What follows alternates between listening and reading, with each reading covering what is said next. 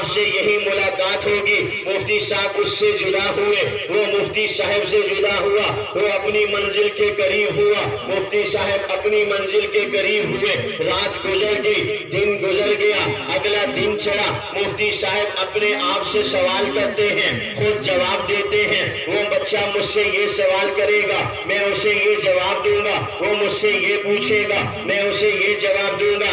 چنانچہ کرتے کرتے رات بیت گئی، اگلے دن کی فجر آئی۔ مفتی صاحب مسجد نبوی میں نماز فجر کے لیے حاضر ہوئے، نماز فجر ادا کی، روضہ اطہر پر درود و سلام پیش کرنے کے لیے حاضر ہوئے۔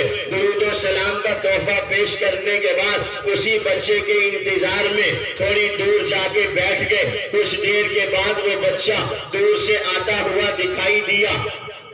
مفتی صاحب اس بچے کو دیکھ کر دل میں مسرور ہوئے۔ وہ بچہ قریب آیا، مفتی صاحب اس کے قریب ہوئے۔ سلام دعا کے بعد مفتی صاحب نے اس بچے سے سوال کرنا چاہا کہ بچے بتاؤ تمہارا کیا پروگرام ہے۔ مفتی صاحب کے سوال کرنے سے پہلے اس بچے نے مفتی صاحب کو مخاطب کر کے سوال کیا کیا، مفتی صاحب کی چیخیں نکال دی۔ سوال اس بچے نے کیا، روضہ اطہر کی طرف اشارہ کر کے کہتا ہے چاچا جی پاکستان میں یہ بھی ہے۔ مفتی صاحب کی چیخیں نکل گئی، ہچکی بند گئی۔ مفتی صاحب اسے کہنے لگے ارے بچے اگر یہ پاکستان میں ہوتا تو ہم یہاں کیا کرنے آتے؟ وہ چھوٹا معصوم بچہ اپنے نبی سے کتنی محبت رکھتا ہے اس کا ذرا اندازہ لگائیے۔ وہ اپنے نبی کے روضے سے محبت رکھتا ہے، وہ نبی کے گنبد خضرا سے محبت رکھتا ہے۔ وہ بچہ مفتی صاحب کو کہتا ہے